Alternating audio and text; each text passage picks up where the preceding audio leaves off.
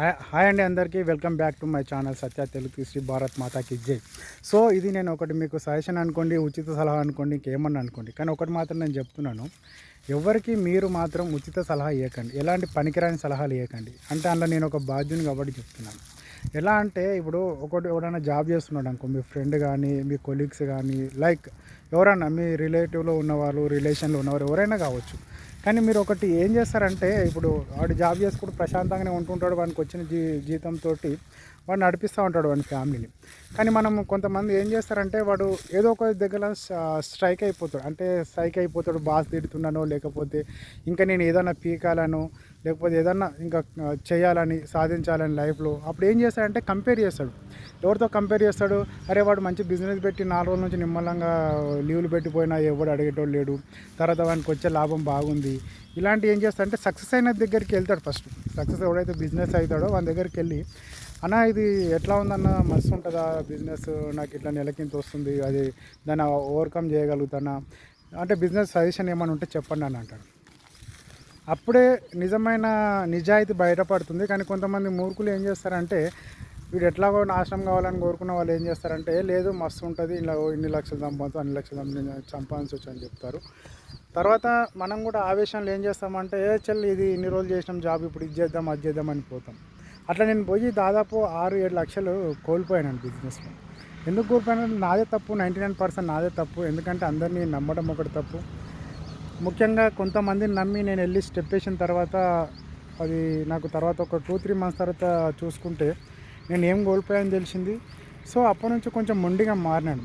మనిషి అనేది మొండిగా ఒక స్టేజ్లో మారుతాడు. ఆ మంచోని మొండితనంగా మారుస్తే ఇంకా అది ఎదుటివానికి ఎట్లా కనపడదు, మూర్ఖంలా కనపడవచ్చు.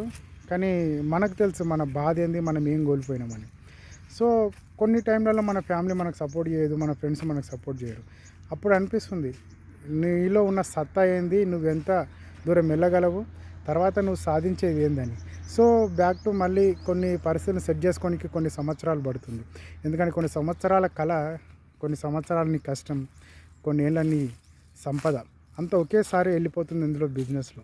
సో బిజినెస్ ఎలాంటి వాళ్ళు చేస్తారంటే, వాడు చదువు అయిపోయిన తర్వాత ఏం జాబ్ లేకుండా జస్ట్ నేను ట్రయల్ చేస్తాను అన్నోడికి, టైంపాస్ జాబ్ చేసేవాడికి బిజినెస్ సజెషన్ చేయండి.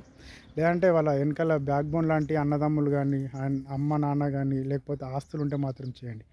కానీ వాడు నిజాయితీగా జాబ్ చేసుకుంటూ కష్టంతో చెమట ఓడ్చి రూపాయి పోగేసుకున్న వాడికి సజెషన్ చేయకండి. ఎందుకంటే ఆ బాధ వర్ణనాతీతం, బయటకు కనబడని.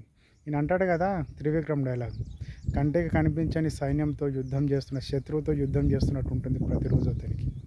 సో మీరు ఒక్కసారి ఈ దాన్ని చూస్తే నిజంగా మీలో కూడా ఎంతమంది ఇలా ఫీల్ అయిన వాళ్ళు ఉంటే ఒకసారి లైక్ చేయండి, మీ కామెంట్ చెప్పండి. అంటే ఇందులో ఫస్ట్ మాత్రం నేను చెప్తున్నాను, ఎవరిని ఎక్కడ లాస్ అయినా కానీ ఎవరిని బదనాం చేయదు. ఎందుకంటే నువ్వు చేసే పనికి కర్త కర్మ క్రియ అన్నీ నువ్వు మాత్రమే. ఎదుటోని బ్లేమ్ చేయకు. ఇందులో కూడా నేను ఎదుటోళ్ళ గురించి చెప్పాను, కానీ బ్లేమ్ చేయట్లేదు. ఇది కాషన్ అనమాట. మనం వెళ్ళే ముందు మనం వెళ్ళే దారి అంతా గోల్ అంతా నాది మైండ్లో ఫిక్స్ చేసుకుని వెళ్ళాను. కానీ కొన్ని అనివార్య కారణాల వల్ల కొంతమంది స్వార్థానికి నేను బలయ్యానేమో అనిపించింది. సో ఆ భగవంతుని దయ వల్ల మళ్ళీ కోలుకున్నాను. కాకపోతే మనం బయటకు చెప్పుకోలేము కదా ఇవన్నీ. సో మీకెందుకు చెప్తున్నానంటే, కొంతమంది ఈ మధ్య చాలామంది చేసే ఉద్యోగాన్ని కానీ, చేసే బిజినెస్ కానీ, లేకపోతే ఏదో బయటకు చూసి ఇది నిజమని నమ్మి తమ జీవితాలను నాశనం చేసుకుంటున్నారు. వాళ్ళకి వీడియో అంకితం చేస్తున్నాను. జై హింద్, జై భారత్, భారత్ మాతాకి జై.